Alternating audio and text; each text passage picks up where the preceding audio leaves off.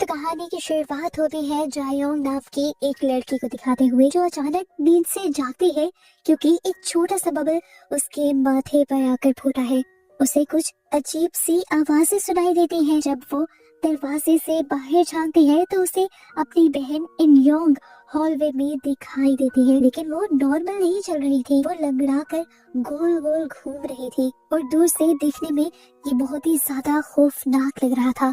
तब जायोंग डर गई क्योंकि उसे लगा ये कोई शैतान है या कोई दूसरी एंटिटी, लेकिन ये जानकर भी उसे आराम नहीं मिला कि ये उसकी बहन थी, क्योंकि खौफनाक तरीके से उसकी बहन ने ही उसके ऊपर हमला कर दिया था। वो उसके ऊपर बैठकर उसका गला घोंटने लग जाती है और अजीब डरावनी हंसी हंसने लगती है। वो तड़पती है और एक झटके से उसकी नींद खुल जाती है और तब जाकर उसे रियलाइज होता है कि ये बस उसका एक बुरा ख्वाब था। हम देखते हैं कि यहाँ पर उसके स्टेप सिस्टर उसे रिलैक्स करने की कोशिश कर रही थी। जल्द ही हमें ये भी पता चल जाता है कि जायोंग एक सुपर नेचुरल क्लब का हिस्सा है। वो अपने दोस्तों के साथ एक वीडियो कॉल पर बात करती है, जिसका लीडर जिहो नाम का एक लड़का है। जिहो एक यूट्यूब कॉन्टेस्ट को लेकर बहुत ही ज्यादा एक्साइटेड है, जिसमें जीतने वाले को $50,000 मिलने वाले हैं। वो प्लान बनाते हैं कि वो लोग एक फेक हॉरर डॉक्यूमेंट्री बनाएंगे, जिसमें वो एक खतरनाक रिचुअल यानी किसी एंटिटी को बुलाने का नाटक करेंगे, जिसके लिए ये लोग एक सुनसान बिल्डिंग में जाने का फैसला करते हैं। और इस बिल्डिंग के बारे में पहले से ही बहुत सी कहानियां ये भी मशहूर है कि इस बिल्डिंग में जो कोई भी जाता है वो गायब हो जाता है। बाकी दोस्त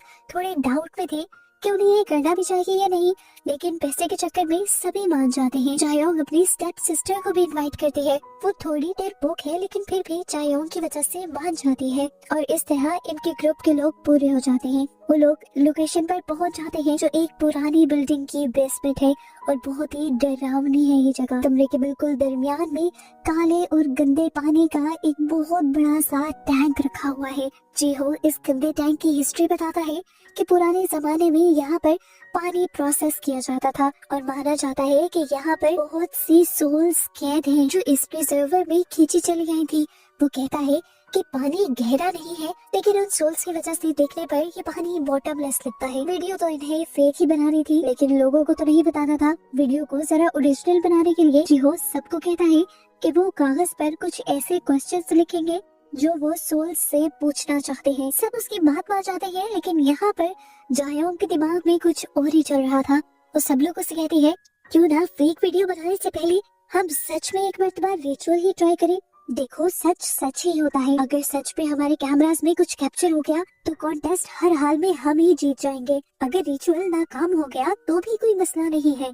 हम पहले वाले आइडिया पर काम करते हुए सारी फेक वीडियो बना लेंगे। जिहो मान जाता है। जायोंग रिचुअल की तैयारी शुरू करती है। अब इन्हें एक वो इंसान भी चाहिए था जो वेसल बनता, यानी जिसकी बॉडी के अंदर सोल आकर इन लोगों से कांटेक्ट कर पाती। जायोंग की सिस्टर ही वॉलंटियर करती है और वेसल बनने का फैसला करती है। अपनी बहन को वॉलंटियर करता हुआ देखकर जायोंग को उसके ऊपर बहुत प्यार आया था और वो यहाँ पर उसे एक चेन गिफ्ट करती है पाँव में पहनने के लिए।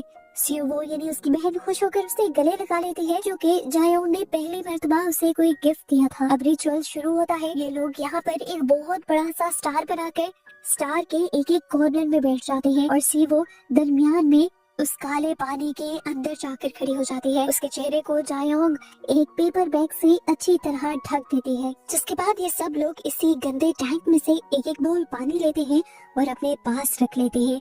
इस रिचुअल के रूल्स बहुत ही ज्यादा सख्त हैं। इस रिचुअल को खत्म करने के लिए जिस सोल को इन्होंने रिचुअल के अंदर बुलाया होगा उससे इन्हें बुलवाना होगा, प्लीज लीव। और उसके बाद ही सिवो के चेहरे से वो बैग हटाना होगा जो इस टाइम उसके चेहरे पर था। और इस दौरान कोई भी रिचुअल वाले स्टार से बाहर नहीं निकल सकता। पहले पहले तो ऐसा कुछ भी नहीं होता, सब बोर होने लग जाते हैं और इन्हें ये भी लगने लगता है कि रिचुअल फेल हो गया है।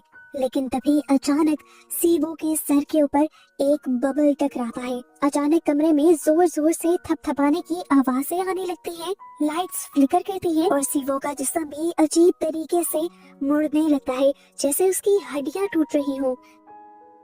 उसके चेहरे पर चढ़ा हुआ बैग खुद ब खुद गीला हो जाता है और वो अपनी आंखों की तरफ से उस बैग को फाड़ देती है और देखने को मिलता है उसकी आंखें बिल्कुल बदल चुकी हैं, पूरी की पूरी काली हो चुकी हैं, जिसका मतलब है कि वो पोसेस हो गई है। अजीब तरीके से वो अपना हाथ खड़ा करती है और जैसे ही उसका हाथ घूमता है एक एक करके वो हाथ सबकी तरफ इशारा करता है। सीवो का हाथ जो इशारे से लिख रहा था वो सब उन लोगों के कागज पर लिखा हुआ आ रहा था, जिस कागज पर इन्होंने अपने सवाल लिखकर उस पानी वाले बोल के अंदर डाले थे। सबने जो सवाल पूछे थे उनका जवाब राइट या रॉन्ग में आ रहा था। जायोंग और जीहो दोनों के सवालों का जवाब राइट था, जबकि 2 लोगों के सवालों का जवाब रॉन्ग था। और इनकी बस एक साथी ऐसी थी जिसके जवाब में फ्लावर लिखा हुआ आया था। अभी इन्हें डर नहीं लग रहा था, लेकिन फिर जब वो अजीब डरावनी आवाज में बोलने लगी तो इनकी सांसें इनके हलक में अटक गई। उसने गिनती शुरू की, वो भी 662 से 663, 664 और जैसे ही वो 666 पर पहुंची उसने अपनी डरावनी आवाज में चिल्लाते हुए जायोंग के ऊपर हमला कर दिया। लेकिन वो उस टैंक से बाहर नहीं निकल पा रही थी, ऐसे जैसे सीवो के पांव को किसी ने उस टैंक के अंदर पकड़ रखा हो। तभी एकदम से यहाँ पर लाइट चली जाती है और अंधेरा छा जाता है। जब जीहो अपने कैमरा का नाइट विजन ऑन करता है तो वो देखता है कि सीवो पानी में लंगड़ा कर चल रही है, बिल्कुल वैसे ही जैसे जायोंग के ख्वाब में उसकी बहन चल रही थी। ये सब लोग उसकी ये हालत देखकर डर जाते हैं और सीवो को बचाने के लिए भागते हैं और उसे उस पानी वाले टैंक से खींचकर बाहर निकाल देते हैं। वो इस टाइम बेहोश हो जाती है और हम देखते हैं कि उसके पाँव पर एक बहुत ही अजीब सा निशान बन गया था, जैसे कोई टैटू। इसे देखकर सब पैनिक करने लगे थे। ये तो वो समझ गए थे कि उनके साथ ये रिचुअल सच में हो चुका है। जीहो तो डरने के बजाय एक्साइटेड हो चुका था। वो फौरन ये वीडियो से अपलोड करना चाहता था क्योंकि इससे पहले इस तरह का कुछ कैप्चर हुआ ही नहीं था। लेकिन यहाँ उसके बाकी सब दोस्त उसे डांटने लगते हैं और कहते हैं अभी तुम्हारी बेचारी दोस्त खतरे में है और तुम्हें वीडियो अपलोड करने की सोच रही है, जल्दी से पहले पुलिस को मदद के लिए बुलाओ। लेकिन जैसे ही वो मदद के लिए कॉल करने लगता है तो एकदम से सिग्नल्स चले जाते हैं। इस चीज से ये लोग और भी ज्यादा डर जाते हैं और यहाँ से भागने की कोशिश करते हैं, लेकिन दरवाजा लॉक हो चुका है। कि लोग बेसबॉल बैट से और कई तरीकों से दरवाजा तोड़ने की कोशिश करते हैं पर दरवाजा हिलता भी नहीं। डर और भी ज्यादा बढ़ जाता है जब यहाँ पर एक और लड़की के अंदर एक और एंटिटी आ जाती है। वो पूरी तरह प्रोसेस हो जाती है और इन्हें तब पता चलता है जब उसकी बॉडी अजीब तरह मुड़ती है और वो एक दरवाजे पे जाकर जोर जोर से अपना सर मारने लगती है, यहाँ तक कि उसका बहुत ज्यादा खून बह जाता है। जिसके बाद वो बेसबॉल बैट उठाती है और सब लोग उससे कहती है कि मुझे मार डालो। लेकिन जब ये लोग उसकी एक बात नहीं सुनते तो वो जाकर सुवो को ही मारने लग जाती है, जिसको इन लोगों ने वेसल बनाया हुआ था। सीवो को बचाने के लिए सब लोग उसे रोकने लग जाते हैं और आखिर सिचुएशन कंट्रोल करने के लिए जीहो डर के मारे बेसबॉल बैट उठाकर उसके सर पर मार ही देता है। आखिर वो लड़की मर जाती है और सारे शौक से जीहो को देखते रहते हैं। जीहो कहता है मैंने सब जानबूझकर नहीं किया, पर यहाँ जीहो के साथी को पता चल जाता है कि वो झूठ बोल रहा था क्योंकि उसने मरी हुई लड़की की चिट पर से सवाल पढ़ लिया था जो उसे सोल से पूछना था। सवाल ये था कि क्या मैं जीहो से बच पाऊंगी या नहीं। सोल ने ना का जवाब दिया था। अब इस सवाल के पीछे का राज हमें पता चलता है कि असल में उस लड़की का अपने टीचर के साथ अफेयर था और जब जीहो को ये बात पता चली तो जीहो ने उन दोनों की वीडियो बना ली और वो ज्यादातर उसी लड़की को ब्लैकमेल करने लगा। और आखिर जब वो लड़की उसकी ब्लैकमेलिंग से तंग आ गई तो उसने उल्टा जीहो को ही ब्लैकमेल करना शुरू कर दिया और कहा कि तुम्हारी वो वीडियो जो तुमने हमारी बनाई है वो भी मेरे पास है और सारी चैट भी मेरे पास है। अब मैं पुलिस में जाकर तुम्हारी कंप्लेन कर दूंगी। पुलिस मेरी वीडियो भी डिलीट कर देगी, सच सामने भी नहीं आने देगी और तुम फंस जाओगे।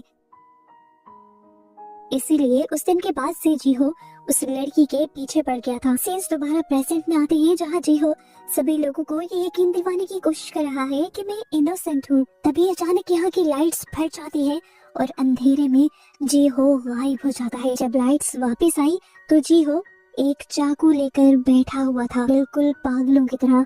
अचानक ही वो अपने साथी के ऊपर हमला कर देता है, जिस हमले से तो ये लोग उस साथी को बचा लेते हैं, जिसके बाद सब मिलकर जीहो को रस्सी से बांध देते हैं।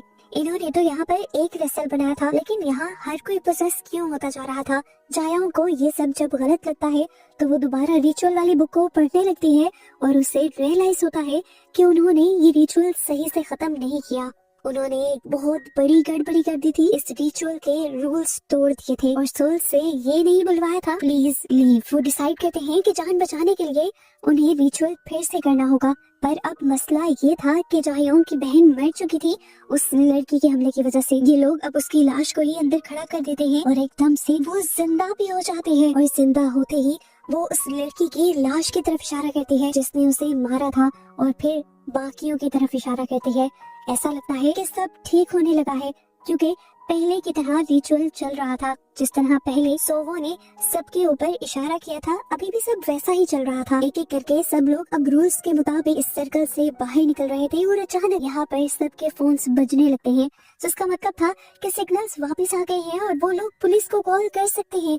ये लोग तो पुलिस को कॉल करने लग जाते हैं, लेकिन वो लड़का जो अभी अभी जीहो के हमले से बचा था, वो जायोंग को मैसेज करके अपने दिल की बात कहता है। जायोंग और उन दोनों को लग रहा था कि उनका अच्छा वक्त शुरू होने वाला है, पर वो नहीं जानते थे कि यही उनका सबसे बुरा वक्त होगा। उनके यहाँ पर जलाई हुई सारी कैंडल्स और लाइट्स दोबारा से बुझ जाती हैं। लाइट जब वापस आई तो दिखाया गया कि जीहो अपनी रस्सियां खोल चुका है। वो पोजेस हुए अंदाज में आगे बढ़ता है और किसी ट्रांस में चाकू लेते हुए अपना गला काट लेता है। यहाँ पर हमें पता चलता है कि ये लोग जो जो अपना सवाल पूछ रहे थे, उसके पूरा होते ही ये लोग मरते जा रहे थे। हमें पता चला कि जीहो ने सवाल पूछा था कि क्या उसकी वीडियो के ऊपर 1 मिलियन व्यूज आ जाएंगे। जीहो के साथी ने जब फोन चेक किया तो उन्हें पता चला कि 1 मिलियन व्यूज आ चुके थे, वीडियो वायरल हो चुकी थी, और प्रोफेसी सच होने के बाद जीहो इसीलिए मर गया था। अब तो डर इनको पागल कर देता है। ये लोग सोचते हैं इन्होंने रिचुअल किया है क्यों। जैसे जैसे वो प्रोफेसी सच होगी, ये लोग मरते जाएंगे। वो लड़की जिसको अपने सवाल के जवाब में फ्लावर लिखा हुआ मिला था, वो जल्दी से दरवाजे की तरफ भागती है और मदद के लिए चिल्लाती है।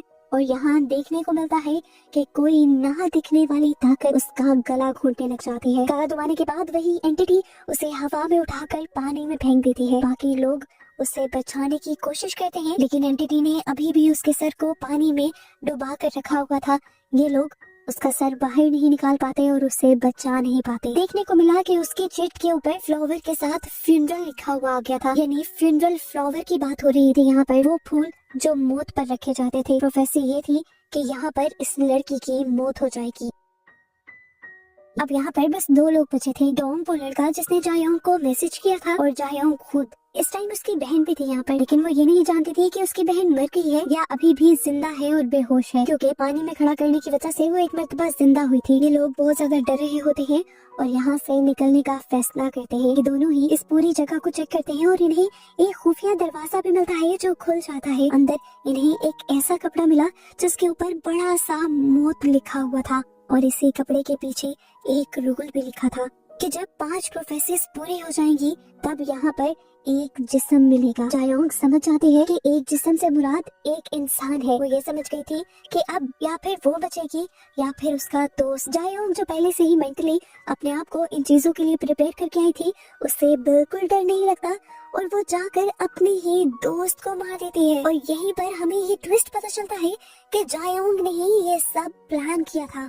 यहाँ पर पता चलता है कि असल में जायोंग की छोटी बहन इनयोंग की मौत हो गई थी, जिसे हमने मूवी के स्टार्ट में उसके ख्वाब में भी देखा था। जायोंग अपनी बहन से बहुत ज्यादा प्यार करती थी। उसकी मौत के बाद वो बिल्कुल टूट गई और उसके डैड ने भी उसका ख्याल नहीं किया, वो भी दूसरी शादी कराई। और यहाँ पर उसे अपनी एक स्टेप सिस्टर मिली, लेकिन उसने अपनी स्टेप सिस्टर से कभी प्यार नहीं किया था। वो सिर्फ अपनी पहले वाली बहन को ही वापस लाना चाहती थी।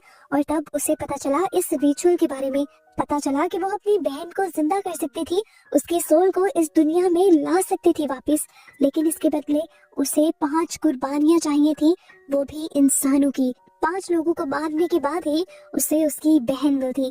डोंग ने यानी जायोंग के दोस्त ने भी वही रूल जाकर वहाँ पर पढ़ लिया था। 4 दोस्तों को तो वो यहाँ पर अपने मार चुकी थी इस प्लान के तहत। अब उसे आखिरी सेक्रीफाइस देना था, जिसके लिए वो अपनी स्टेप सिस्टर स्यूवो का ही सोचती है। जैसे ही वो ये आखिरी सेक्रीफाइस पूरा करती है, यहाँ पर उसे एक बबल उड़ता हुआ दिखाई देता है, जिसके अंदर वो अपनी छोटी बहन को देख लेती है। उसे देखकर वो रोने लगी थी। वो अपनी बहन से माफिया मांगती है और कहती है, मैं तुम्हारा हमेशा ख्याल रखूंगी, प्लीज मुझसे दूर मत जाना। जायोंग खुश थी कि उसका रिचुअल पूरा होने वाला है, लेकिन तभी यहाँ पर एक बहुत बड़ा ट्विस्ट आ जाता है। उसकी बहन की सोल अचानक भयानक बन जाती है और पता चलता है कि ये भी उसकी बहन की सोल नहीं थी, बल्कि एक डीमन यानी शैतान था जो जायोंग को धोखा दे रहा था और उसी से ये सब करवा रहा था। तो अब जायोंग से कहता है, तुम्हारे दोस्त सवाल पूछ रहे हैं कि तुमने उन्हें क्यों मारा।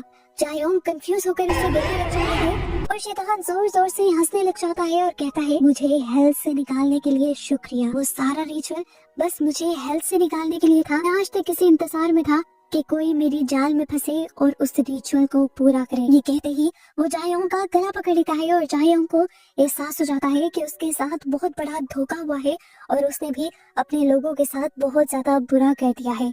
आखिर वो शैतान जायोंग का गला घोटकर उसे मार देता है और उसकी सोल को निकाल कर उसे पानी में कैद कर देता है, जिस पानी से उसने रिचुअल को स्टार्ट किया था। इस टाइम पर हमें उसका रिचुअल से पूछा गया सवाल दिखाया जाता है, जिसमें उसने पूछा था कि क्या मैं दोबारा अपनी बहन को देख पाऊंगी, और जवाब था हाँ। उसने बबल के अंदर थोड़ी सी अपनी बहन की झलक देखी भी और उसकी प्रोफेसी पूरी होते ही वो भी मर गई। मूवी के पोस्ट क्रेडिट सीन में हमें इन सब लोगों की रिचुअल से पहले की वीडियो दिखाई जाती है।